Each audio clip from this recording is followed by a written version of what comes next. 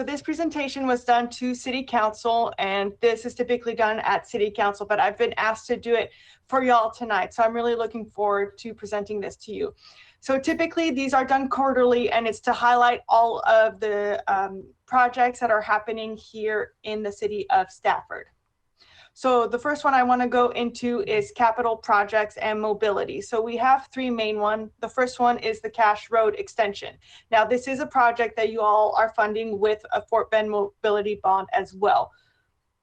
And so the construction has started off and it's well underway, and the completion date is estimated for end of May, beginning of June time.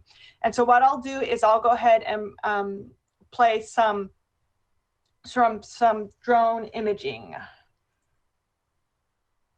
So this is 2 lanes that are being, or it's a 4-lane road that's being put in, and it's to connect from Royal all the way to Kirkwood, and it's going to line up with Wright Road. And so what's great about this is that it's opening up a lot of land for development. For example, on the right, you'll see Royal Crossing, which I'll speak about more in a bit. And then you also have the development, the future development that's happening on these 2 vacant lots to be known as Longhorn Pasture. So right now, these images are dated a little bit. Both sides have been poured at this point.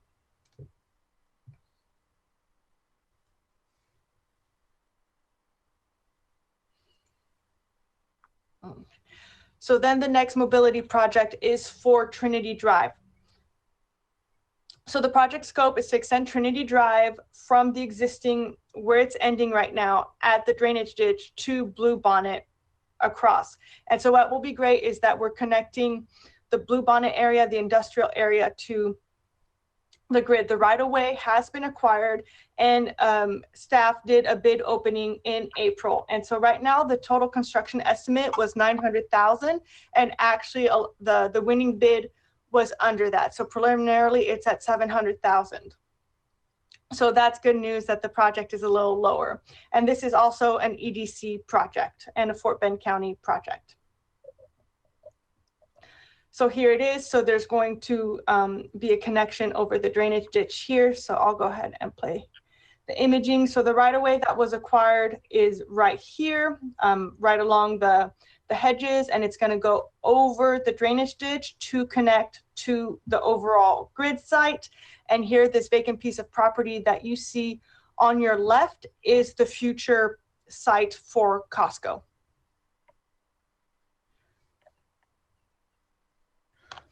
So then another mobility project is going to be for the 1092 medians. So this is a text dot project that is funded through federal grants. So the project is essentially to create raised medians through all of 90 from 59 all the way to Highway 6. And the purpose of these medians is for safety and controlled left turns. So hopefully this is only phase 1 of many phases for 1092 as part of the access management study that was completed back in 2013. So the estimated construction period is 6 months. And once they are complete, they plan to actually go back and repave and restripe everything. So right now we have letting planned for late summer. It was going to be earlier this year, but they've been doing public comments, and we've had to do some input for some of the design. So that's why now the letting has shifted a bit to late summer. So now we're going to shift to private development. So the first one I'm going to talk about is Royal Crossing. So this is at Cash Road. So what it is that it is 2 tilt wall constructions. One is 200,000 square feet, and the other one is half that. But really exciting, there is already a prospective tenant for this 200,000 square foot building, USA Gloves, and we will actually be holding a special city council meeting tomorrow to grant this area as a tax-free zone. So really exciting, lots of potential jobs. It's the first glove manufacturer in the United States. So lots of great economic development opportunities here, not only for jobs, but for sales. And the whole site, including the second building, is estimated to be complete end of May. So Fiserv, this is on North Promenade. And for City Council, I was asked, what do they do there? At that time, I did not have an answer. I have an answer for you all tonight. This is actually a financial institution, and a lot of the warehousing is for printing of products and servers. So really, we thought this might be a valve company, but actually they are a big financial institution. So they are actually doubling their square footage. They had an 100,000 square foot space, and they are doubling that. So right now, construction is moving along smoothly. They've poured the floors and put up the walls, and anticipated completion is probably late summer. So the next one is Avenue on Main. So this is a project that's happening right next to the Circle K. So they are currently building a shell for retail spaces. They have put in the foundations and are working on the next portion. In the Development Services Center, we are currently reviewing plans for a Lotus Seafood. So that's seafood restaurant.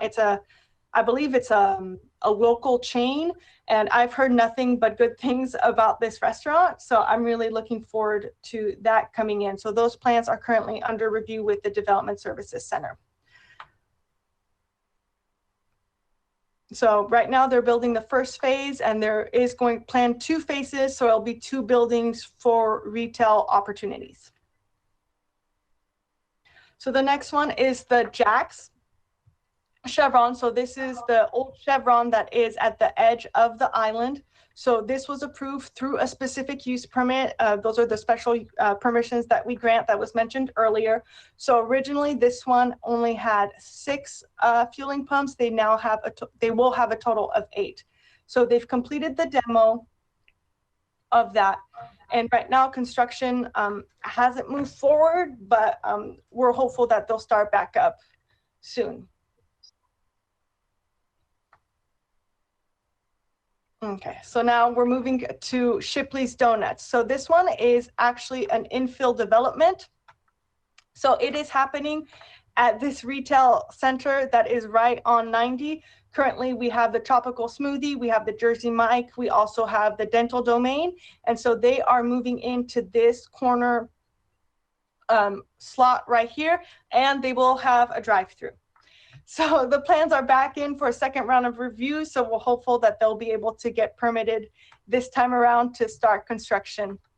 And typically for interior build outs, those construction periods are relatively short. So hopefully they would be in by summer. So now moving on to planned development districts. So I don't know that you all have ever had the opportunity to hear about planned development districts. So these are special areas that get rezoned in order to allow for more creative development and more unique development. So a lot of the times, for example, it's for property that's 5 acres or more, and really there's a vision for the site that maybe our current zoning ordinance doesn't quite allow for. So they rezone it and create their own zoning regulations in order to create those. So far we have a total of, now I think we have a total of 9. So I'll go ahead and go through them to give y'all an update of how those have been progressing. So the first one is, of course, the grid. So that one has been going very, very well. There's continual development happening there. And so right now we're really in the phase 2 of the work. This is a general map. This area right here is being developed. The plans have been approved for the extension of the detention pond in order to accommodate all the new development that's going in. So the first one I want to talk about is the ARC. So those are the apartments, and the ARC is actually the second phase of 5 phases for the apartments. So this is a total of 9 buildings with a total of 346 units. Right now, as of today, 3 of the buildings have obtained their certificate of occupancy, with the other 5 well on their way. So I believe today our inspector went out there to inspect the 4th building to give them their finals. So of course, as mentioned, this is only phase 2 of 5. All the other phases are anticipated to have the same number of apartments. So by the end, the grid will probably have over 2,000 apartments, and all of the phases are planned to have a different style, a different look, and also different amenities. So next, so I'm going to talk about both Panda Express and 7-Eleven because they are happening on the same area. So this is West Airport right here. And so the 7-Eleven is being built here, and the Panda Express is being built right next to it. And on top of that, we just recently approved a plat to section off the other corner of these parcels here. So something else will be going in there soon that hopefully I can present to y'all in next quarter. But those are, the construction of that is going along smoothly as well. So next, this is probably the big one that y'all are eagerly waiting to hear about. So this is Costco business happening at Network and Trinity. So for the Costco business, I do want to point out that the business is actually a smaller unit than their typical Costco. So really when you have a Costco business, it's really focused on businesses. So it's being able to buy office furniture, office supplies, office foods and snacks at that wholesale price. If you are a Costco member, you're still able to go in, same as you would any Costco. Another question that's been brought up is, will there be fuel there, same as the other Costco further down the road? This one will not have fuel pumps. So this one, the construction is anticipated to be completed by the end of the year. And also that construction matches well for when the Trinity extension, is expected to be done before the Costco opens. So there won't be any conflicts between us trying to build that extension and Costco trying to go in. So next is Emoji Bank. This is also at the grid. They are officially open. And so this is actually right across the street from the 7-Eleven that's being built on West Airport, just for reference's sake.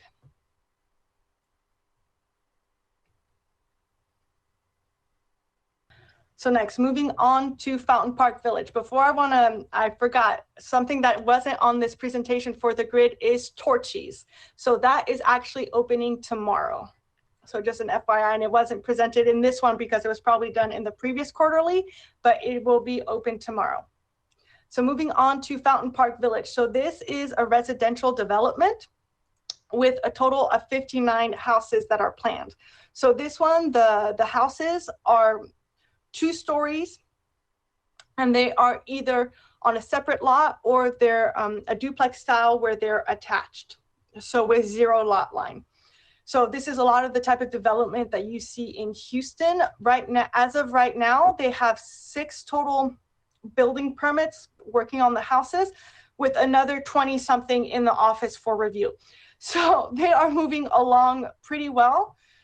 For this one, it's going to be done in 2 phases. So the first phase that you see is the one that's at the most front, and the second phase is further back. So that will be a total of 59 different houses. And what's great is that the trail that we talked about previously is actually right down the road. So it's a great amenity for them to have that they will have the opportunity to have as well, since the park is right there. So now Weatherford Farm. So this one, as you all know, the former Weatherford Nursery, that is where 3 tilt wall buildings are going in. So right now, these are all spec buildings. So there's no tenant right now for them. And though I'm showing you guys this drone image is actually out of date. If you go out there right now, the site looks completely different. They have actually put up the walls for the first 2 buildings, and they are moving along so well that Irby, the building official, expects them to be done by the end of the year for the site to be occupiable.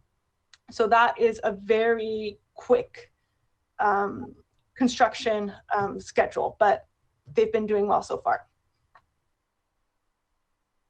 So the next one is Main Street Plaza. So this is located at the corner of Brand and Main Street.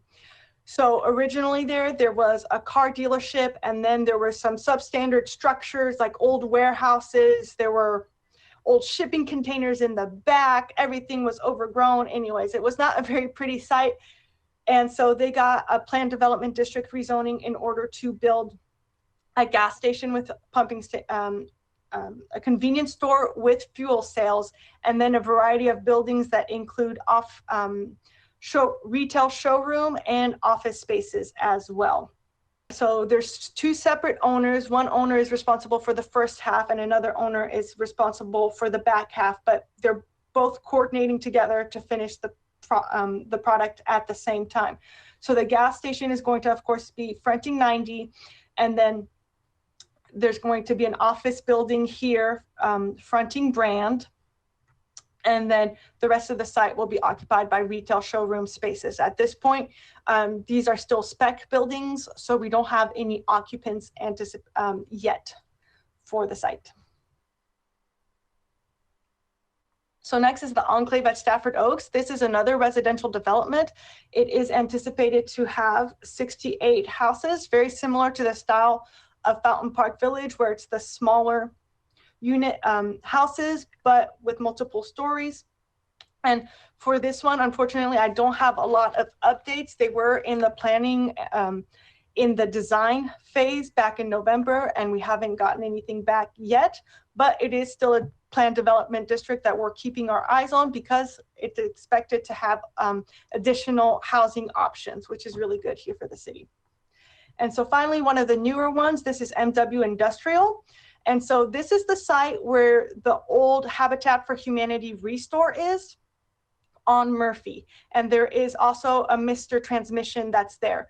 So both of those uses are non-conforming. So a new owner has come in and they want to develop a distribution warehouse for their lighting company, and also a retail shell for future tenants to come in. So this is what it's going to look like. And so finally, another one is Formosa. This is actually an existing building that was originally zoned arts and education, and they weren't able to get any tenants. So they came in order to be rezoned so they could use the building for what it was built for. And so this was approved under the condition that, one, they bring their whole building up to code, and also that the front suites fronting Murphy had to have retail. So anyways, that is the final thing I have for you all today. If you guys have any questions about any development, I'm more than happy to answer any questions. Thank you so much.